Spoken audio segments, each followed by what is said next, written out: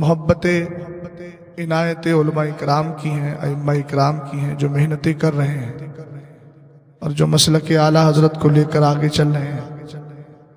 دور حاضر میں ضرورت ہے کہ علماء ہوں یا عوام، سب مل کر جماعت ردائے مصطفیٰ کی سپورٹ کریں اور جماعت ردائے مصطفیٰ کو لے کر آگے بڑھیں۔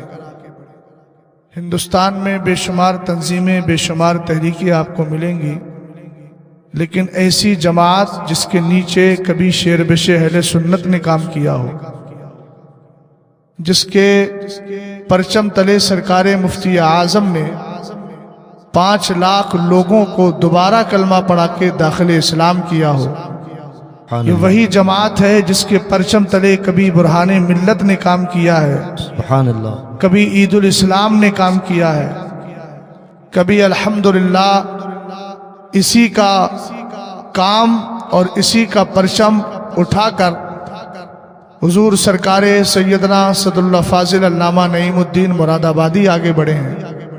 صدر الشریعہ نے بھی اسی کے بینر تلے کام کیا ہے۔ ایسی جماعت ہمیں نظر نہیں آتی جس جماعت کے نیچے اتنے بڑے بڑے علماء کام کر کے اپنی آخرت کو سنوار کر چلے گئے۔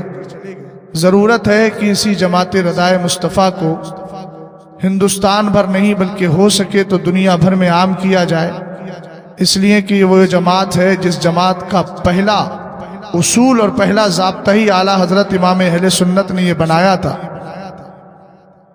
آپ نے فرمایا تھا کہ میری اس جماعت سے وہی جڑ سکتا ہے جو سنی سے العقیدہ ہوگا۔ سبحان اللہ۔ جماعت ردائے مصطفیٰ کی اہمیت کو سمجھیے، اور جو تحریک، جو جماعت جس کی جانب منسوب ہوتی ہے اس کا روحانی فیضان بھی ملتا ہے۔ اعلیٰ حضرت امام اہل سنت نے اس جماعت کو خود قائم کیا، حضور حجت الاسلام نے اس کو آگے بڑھایا، زیادہ وقت مفتی اعظم نے لگایا، اور اس کے بعد الحمدللہ یہی جماعت آگے بڑھتی رہی۔ کبھی اس کی قیادت سرکار مفتی اعظم کرتے رہے، اس کے بعد سرکار تاج شریعت کرتے رہے، دور حاضر میں حضور قائد ملت کر رہے۔ تو ان ساری چیزوں کو ذہن و دماغ میں بٹھانے کی ضرورت ہے۔ اعلیٰ حضرت کی تحریک اور جماعت کو آگے بڑھانے کی ضرورت ہے، چونکہ یہ جماعت جہاں جائے گی وہاں اس کا اصول بھی جائے گا۔ ظاہر سی بات ہے، کوئی بھی تحریک سے آپ جڑتے ہیں تو اس کے اصول اور ضابطے سامنے آتے ہیں، اور جب اس کا پہلا ضابطہ یہی آ جائے گا کہ اس سے جڑنے والا سنی سے العقیدہ ہو، تو جڑنے والا انشاءاللہ اپنے ایمان عقیدے کی حفاظت بھی کرے گا، نہ صلح کلی بنے گا، نہ بدعقیدہ بنے گا، نہ وہابی بنے گا، سچا پکا مسلک اعلیٰ حضرت کا ماننے والا بن جائے۔ بے شک، سبحان اللہ۔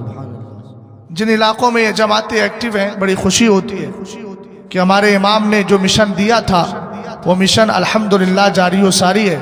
اللہ تعالیٰ ان علماء کو بھی سلامت رکھے، ان پیران اعظام کو بھی سلامت رکھے جو اس جماعت کو سپورٹ کرتے ہیں اور اس کے بینر تلے دین و سنیت کا کام کرتے ہیں۔